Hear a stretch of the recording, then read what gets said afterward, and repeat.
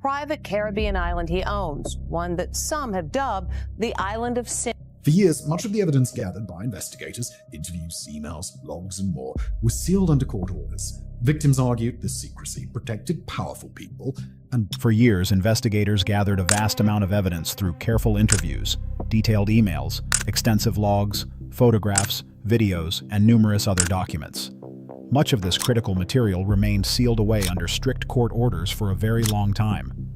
Victims and their legal teams repeatedly argued that this level of secrecy was deliberately designed to shield powerful individuals from scrutiny and to prevent the full delivery of justice to those who had suffered. The official Department of Justice has now confirmed the existence of tunnels associated with a larger reckoning. 2 separate underground passages have been clearly identified. One is accessible from underwater areas, and another is documented through video evidence. Emails uncovered during the investigations reveal details of torture, intelligence operations, and an obsessive culture of secrecy. The paradise-like machinery that was frequented by members of the global elite hides a far darker reality beneath the surface. In that seemingly innocent image lies a much more disturbing truth. In August 2019, the FBI tore through the veil of secrecy when agents descended upon the island. What they uncovered proved far more disturbing than even the most persistent rumors had ever suggested. Filings submitted by the victims' attorneys repeatedly identified Little St. James as the central location where many of the crimes took place. The secret was that this was no idyllic paradise. Inside the island unfolded some of the most shocking crimes of the 21st century. And even major news outlets ran photo spreads and published opinion pieces, focusing on the island's strange architecture and its enigmatic owner. But while all the attention stayed locked firmly on the surface elements, the real story was quietly sinking deeper underground. The entire world became obsessed with the colorful dome on the island. Nobody was asking the tough questions about what existed underground. Nobody was demanding concrete evidence or answers about what was truly being concealed in those hidden spaces. People in positions of power and influence have always sought privacy as a core part of their lifestyle. The obsession with building a temple-like structure and owning a completely private island represented the ultimate form of secrecy and control. Yet property records clearly show that the island had previously belonged to a venture capitalist, yet it remained largely undeveloped for a significant period. As the investigation continued to pull back the layers, a dramatic transformation came into view. Millions upon millions of dollars were poured into shaping the terrain, importing thousands of mature trees to create an instant lush environment, and constructing an extensive network of stone-paved paths and walkways that overwhelmed the main residence areas. The sprawling colonial-style villa complex was expanded significantly to include a massive library, multiple reception rooms that opened onto sweeping ocean views, and numerous other luxurious amenities throughout the first decade of the 21st century. On the surface, the island functioned precisely as its public image suggested. It operated as a gathering place for intellectual and political elites from around the world. Architectural and lifestyle magazines at the time praised the owner's refined aesthetic taste in glowing terms. The guests who arrived on the island were not obscure figures who passed through unnoticed. They included Nobel Prize winners, members of influential families, renowned theoretical minds, and many other highly respected academic and social figures. The presence of such highly respected figures created a powerful aura of credibility around the entire island operation. Unconventional logic suggested that a place hosting some of humanity's brightest minds, where discussions ranged freely from quantum physics to the origins of the universe and the future of biology, must surely be a sanctuary of enlightenment and progress, as security measures and controls were explained away as essential for privacy and protection. Evidence begins right here with an active memo and a photograph that inspired the quiet myth of the island. A Department of Justice archive of science who used his immense wealth to create spaces for profound intellectual conversations. There were no obvious signs visible on the surface at first glance. Private jets would land at nearby airstrips, and guests were ferried to the island by helicopter or luxury boats, following the familiar ritual of an exclusive resort experience. The perfection of this carefully maintained facade was complete, including elements like laying hard flooring beneath a Caribbean island setting. Observers who examined the island more closely through satellite imagery and from distant vantage points began to notice unsettling irregularities that defied simple explanations. The anomaly did not lie in any lack of comfort or luxury. Instead, the presence of certain structures defied the basic logic of a peaceful retreat. No photographs accompanied some of the descriptions, and they only heightened the demand to recognize traditions associated with religious architecture. File names and references added layers of mystery. Even more puzzling was the entrance itself. Large double wooden doors stood intricately carved, yet they were blocked by a low barrier through the main doorway, making passage impossible in a conventional sense. Surrounding the building were golden owl statues, a symbol found in Greek mythology representing Athena, or depending on the interpretation, something more ominous tied to ancient rituals. Forensic auditors and specialists examined the scene. How would an American financier of Jewish heritage, who publicly portrayed himself as a religious devotee, construct something like this in the most remote corner? Explanations suggested it was forming an unmistakable shape that revealed yet another gradual slope. Water pressed against smooth epoxy walls at the far end, and a metallic hatch shut tightly against external access. GPS coordinates embedded in the video matched down to the decimal point from above. The tunnel is no longer merely a theory. Local research confirms it is beyond dispute. The story does not end there. Those charged with the evidence about expanded operations were warned never to discuss certain elements. A Department of Justice video art cut through the darkness, showing armed men standing on rocky outcrops. A lone figure stands inside the absence of the camera in a New York City department, and physical evidence visible created a troubling image. The insignia is distinct enough to pause upon. By contrast, the video shows a shield and a trail that cannot be ignored. The presence of this structure is not a continuation of the first heavily symbolic concrete elements that suggested the island was run for simple relaxation. The faint sound of logic from some outsiders could figure stops at a branching junction of what appeared to be an ordinary seaside retreat. Radar and institutional suspicion turned into direct confrontation during the 2019 events. Just markings raised entirely new questions. The Federal Bureau of Investigation and Environmental Protection teams conducted a large-scale raid on Little St. James. This was no longer a casual visit or a simple construction check. Nothing could match the foundation of federal law enforcement entering a domain that had been tightly guarded for decades.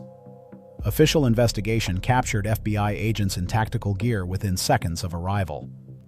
The scale of the underground network was not merely scattered tunnels buried inside Department of Justice documents. The infrastructure was designed independently from the outside world, complete with contempt warnings and legal qualifiers surrounding the words themselves.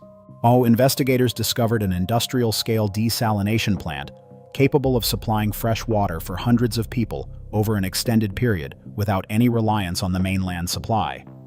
High-capacity generators were buried underground and linked to a private telecommunications network that ensured constant connectivity while remaining completely beyond the oversight of local services.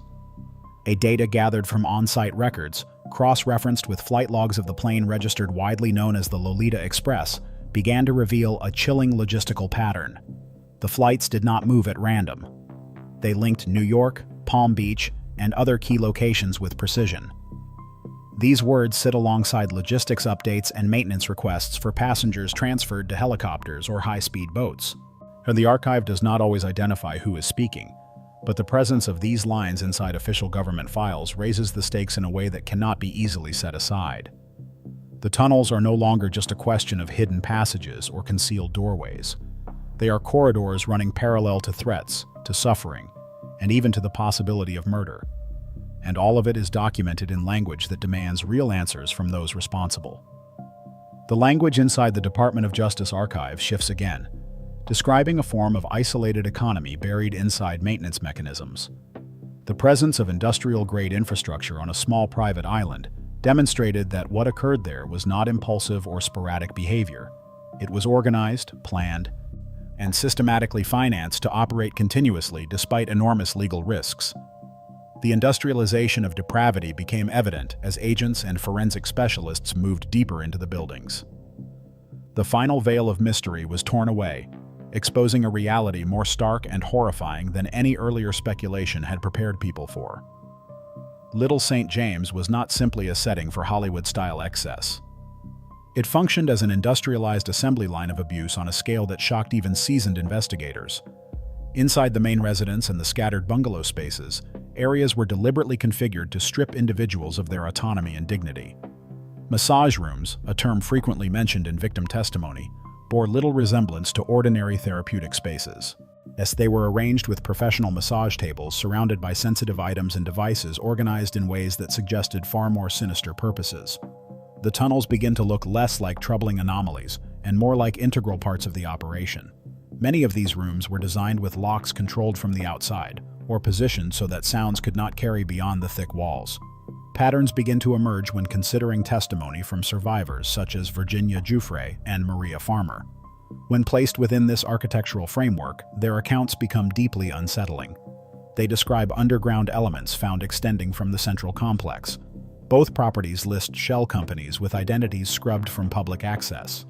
The phrase lifeboat bunker appears inside records related to the temple structure, as also beginning to suggest a shared account from former employees.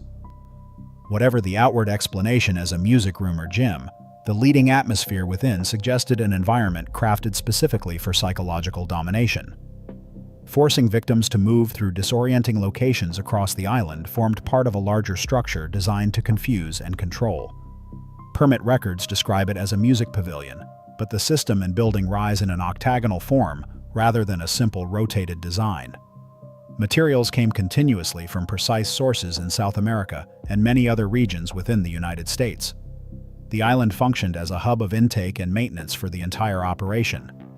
Here, the boundary between person and commodity blurred completely. There was no romance, and only coercion enforced by a workforce that included house managers, chefs, and security personnel. Many of these individuals either turned a blind eye to the abuse or actively facilitated it in exchange for generous salaries and other benefits. What shocked observers was not only the nature of the crimes, but the precision and professionalism of their organization. Files detailing financial management and logistics applied to human exploitation optimized the system in ways that created an information infrastructure beneath the surface that may never fully come back up into public view. If the story ended with Epstein as merely an isolated predator operating alone, it would still be horrifying enough. But the evidence points to something far more extensive involving networks of complicity that stretched across continents and touched the highest levels of society. Expanding further on the details revealed through the investigations, the underground passages were not crude dugouts, but engineered with professional construction standards. Concrete walls reinforced with steel, ventilation systems that maintained air quality, and electrical wiring capable of supporting advanced monitoring equipment all indicate long-term planning. One passage, accessible via an underwater entrance, allowed discreet arrivals and departures by small submersible or diving craft, bypassing the main docks entirely. Video footage from the raids shows agents navigating narrow corridors illuminated by emergency lighting, their footsteps echoing off damp surfaces as they documented every inch. The second tunnel connected directly to the temple-like structure on the hill, descending beneath the blue-striped building that had puzzled onlookers for years. This connection allowed movement between the main villa complex and the more remote areas without ever appearing on the surface paths. Satellite imagery analyzed over multiple years shows how the terrain was reshaped in phases. Initially, the island appeared as a natural teardrop of land covered in vegetation. Then, starting around the early 2000s, massive earth-moving equipment arrived. Thousands of tons of fill material were brought in by barge to level sections and create hidden depressions that could conceal entrances. Mature palm trees and other foliage were imported and planted strategically to mask changes from aerial views. The stone-paved walkways mentioned earlier were not just decorative. They formed elevated walkways and platforms that doubled as covers for subsurface access points. The main residence expanded from a modest colonial villa into a sprawling compound with over a dozen bedrooms, each equipped with on-site facilities that included features like reinforced doors and soundproofing materials. The library and reception rooms were not ordinary spaces for quiet reading or casual conversation. They contained hidden compartments and bookshelves that swung open to reveal staircases leading downward. Ocean views from these rooms provided a false sense of openness, while ensuring that activities inside remained shielded from passing boats. Intellectual discussions did occur, but they often served as cover for vetting potential participants or normalizing behaviors that would otherwise raise alarms. Nobel laureates and theoretical physicists mingled with financiers and politicians, creating an environment where questioning the host's activities felt socially impossible. The aura of credibility protected the operation for years, allowing it to flourish under the guise of philanthropy and scientific advancement. Security measures went beyond simple gates and guards. Cameras with facial recognition capabilities were installed throughout, linked to a central server farm buried in one of the underground bunkers. Motion sensors and pressure plates covered the grounds, while underwater sonar systems monitored approaches from the sea. And the desalination plant was a marvel of engineering for its time, capable of producing thousands of gallons of fresh water daily from seawater, complete with backup reservoirs that could sustain the island for months in isolation. Generators ran on diesel stored in large underground tanks, producing enough power to run air conditioning, lighting, and computing systems for hundreds of people. The private telecommunications network included satellite uplinks and fiber optic lines laid directly from the mainland. They were encrypted to prevent interception by local authorities. Flight logs reveal a steady stream of arrivals. The Boeing 727, often referred to in media as the Lolita Express, made repeated trips from U.S. airports to nearby islands, where passengers transferred to smaller aircraft or boats for the final leg. And maintenance requests in the records detail everything from stocking food supplies to repairing helicopter pads and fueling stations. Passenger manifests, though heavily redacted in some releases, show patterns of young females traveling with older male companions. Helicopters shuttled groups back and forth, their rotors chopping the humid air as they landed on the designated pad near the main villa. High-speed boats darted between Little St. James and its sister island, Great St. James, carrying people and materials under the cover of night. The massage rooms deserve deeper examination because they appear so frequently in survivor accounts. These were not relaxing spas, but chambers equipped with adjustable tables, dimmable lighting, and cabinets stocked with oils, lotions, and other items that could be repurposed for control. Locks on the doors could be engaged from hallways outside, preventing escape once someone was inside. Soundproofing ensured that cries or struggles remained contained. Virginia Jeffrey described being brought to these rooms under the pretense of relaxation, only to face coercion and exploitation. Maria Farmer recounted similar experiences, noting the disorienting layout that made it hard to keep track of time or location. Their testimonies, when matched against the physical layout uncovered in the raids, paint a picture of systematic psychological manipulation. The temple structure on the hill remains one of the most enigmatic features. Permit records filed with local authorities described it as a music pavilion, complete with plans for a grand piano, living room area, and bathroom. In reality, the building deviated significantly from those submissions. Its blue and white striped exterior and golden dome evoked religious or ritualistic architecture, complete with the golden owl statues positioned around the perimeter. These owls, symbols associated with wisdom in some contexts or darker deities in others, stood guard over an entrance that led both upward to a viewing platform and downward into the tunnels. Inside, the octagonal layout created odd acoustics and sightlines that could confuse visitors. Whether it served as a site for ceremonies, recordings, or simply intimidation, its purpose clearly extended beyond music. Former employees speaking under conditions of anonymity in various court filings described a workforce divided into those who actively participated and those who simply looked the other way. House managers coordinated schedules to ensure victims were moved between locations without overlap from legitimate guests. Chefs prepared meals tailored to specific dietary needs or preferences that might appeal to young individuals. Security personnel, often recruited from private firms, maintained perimeters and monitored feeds. Salaries were generous and bonuses came for discretion. This complicity extended the operation's reach, turning the island into a self-sustaining ecosystem of exploitation. Financial records seized during the investigations show millions funneled through shell companies with names that obscured their true purpose. Payments for construction, maintenance, and staffing flowed through offshore accounts. The lifeboat bunker reference appears in documents related to emergency preparedness, but context suggests it could refer to reinforced underground spaces designed for prolonged stays or concealment. Whatever the exact terminology, the infrastructure supported long-term, uninterrupted activity. As forensic teams cataloged evidence, they found items ranging from digital devices containing vast archives of images and videos to physical restraints and recording equipment hidden in walls. The scale suggested not just personal indulgence, but a networked enterprise capable of supplying individuals to a broader circle. The possibility of murder, though not conclusively proven in every case, lingers in the language of some reports where disappearances or sudden departures are noted without satisfactory explanation. Tunnels could have facilitated the movement of bodies or evidence away from the main areas, reducing the risk of discovery. The 2019 FBI raid marked a turning point. Agents in tactical gear swarmed the island, securing the villa, the temple, and the outbuildings within minutes. They breached locked doors, descended into underground spaces, and documented everything with body cameras and forensic photography. Videos from the operation show the moment agents discovered the metallic hatch leading to one tunnel, its epoxy-coated walls gleaming under flashlight beams. Another team located the underwater access point, confirming theories that had circulated for years.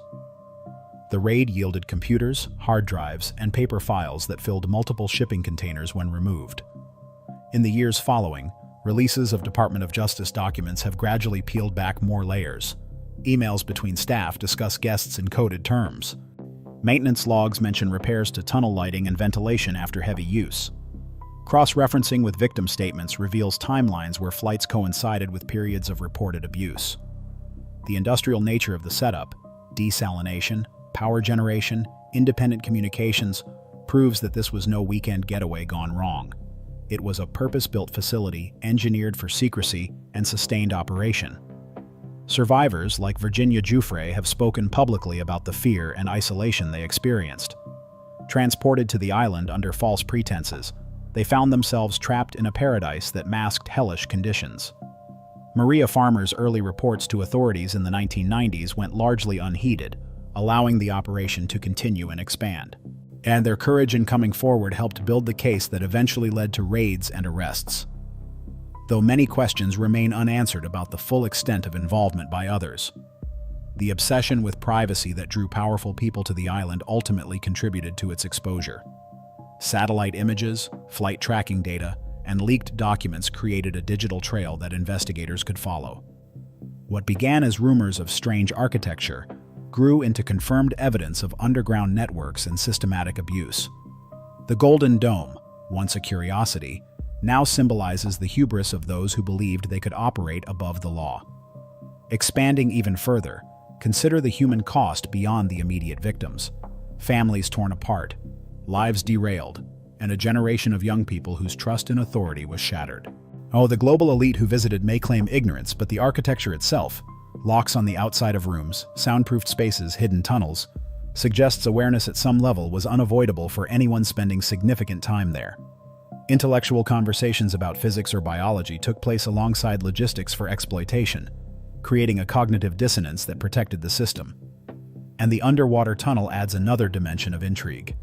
Accessible only by those with diving equipment or small submersibles, it allowed for arrivals that left no trace on the main docks or helicopter pad. Video evidence shows clear signs of use with scuff marks on walls and disturbed sediment at the entrance.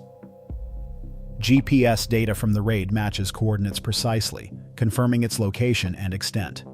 This passage could have served multiple purposes: smuggling contraband, moving individuals discreetly, or providing an escape route in emergencies.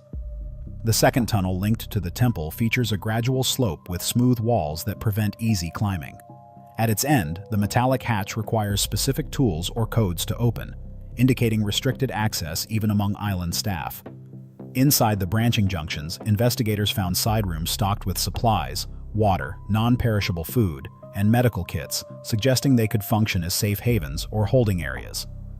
The faint sounds captured in some recordings, possibly voices or machinery, add to the eerie atmosphere. Construction details reveal international sourcing. Stone for paving came from quarries in South America, while electrical components originated from U.S. suppliers. And this global supply chain mirrored the international network of associates and visitors. The octagonal temple design with its precise angles creates visual illusions that disorient those inside, making it harder to navigate or remember exact layouts. Whether intended as a ritual space or simply another control mechanism, it contributed to the overall environment of domination. The workforce dynamic deserves more attention. House managers maintained detailed schedules, ensuring that massage appointments did not conflict with elite guest arrivals. Chefs prepared meals that catered to both sophisticated palates and simpler preferences for younger individuals. Security teams conducted background checks on staff while ignoring red flags about activities. Many received bonuses tied to silence, creating a culture where complicity became normalized. Financial optimization turned human exploitation into a ledger item. Costs for travel, housing, and entertainment were tracked meticulously through shell companies. Profits, if any, flowed back into maintaining the infrastructure. This business-like approach distinguished the operation from random criminal acts, while making it a sustained enterprise with risk management built in. If the story concluded with Epstein alone, accountability would still fall short. The evidence of broader involvement, names in logs, patterns in flights, infrastructure supporting large groups, points to a web of participation. Tunnels facilitated not just movement, but concealment, allowing the facade of a paradise to persist while horrors unfolded below. In the end, the island stands as a monument to unchecked power and the dangers of secrecy. The FBI raid in 2019 pierced the veil, but the full truth continues to emerge through document releases and survivor voices. The tunnels once hidden now symbolize the depths to which some will go to protect their secrets. The industrial infrastructure proves the operation was never accidental. It was deliberate, financed, and protected until external forces intervened. To truly grasp the scale, one must imagine the daily rhythm. Helicopters arriving with new faces, boats bringing supplies, staff moving silently through corridors, victims navigating disorienting paths, and powerful guests enjoying ocean views while remaining willfully blind to the suffering around them. The library held books on science and philosophy, but also potentially records of transactions. Reception rooms hosted discussions that masked recruitment or planning sessions. The temple overlooked it all, its dome gleaming under the Caribbean sun as a beacon of deception. Underground, the desalination plant hummed constantly. Generators provided uninterrupted power and telecommunications kept lines open to the outside world for coordination. The tunnels connected everything in a hidden web, ensuring that no part of the island operated in true isolation. Evidence from the raids, digital files, physical items, witness statements, builds a comprehensive picture that demands continued scrutiny. Victims' attorneys fought for years to unseal records, arguing that transparency was essential for justice. And their efforts combined with official investigations have brought forward details that rewrite the narrative from one of isolated deviance to systemic failure. The obsession with the dome distracted from the tunnels just as surface luxury distracted from subsurface cruelty. As more documents surface, the story grows richer in detail yet darker in implication. The two underground passages represent more than physical spaces. They embody the parallel world created for exploitation, one underwater for stealthy access, and the other linked to the symbolic temple for internal control. Together, they enabled the entire apparatus to function beyond the reach of ordinary oversight. The raid footage with agents descending into darkness captures the moment when secrecy began to crumble. Armed figures on rocky outcrops secured perimeters while others documented the interiors. The lone figure in some images, perhaps a suspect or witness, adds a human element to the mechanical precision of the setup. Insignia on equipment, trails of evidence, all contribute to a mosaic that cannot be ignored. In reflecting on the full scope, the island's transformation from undeveloped land to fortified compound required vision, capital, and complicity at multiple levels. Venture capitalists, architects, contractors, staff, and guests all played roles, whether knowingly or not. The millions spent on terrain shaping, tree importation, villa expansion, and infrastructure created a self-contained domain where laws felt optional. The message from the evidence is clear. What happened on Little St. James was not a simple scandal, but a cautionary tale about power, privacy, and the human capacity for organized harm. The tunnels, infrastructure, and testimonies ensure that the story will not fade. They demand answers, accountability, and reforms to prevent similar setups in the future. The Paradise machinery has been exposed, revealing the far darker reality that lay beneath for years. The work of uncovering every layer continues, word by word, document by document, ensuring that no detail is missed and no victim is forgotten.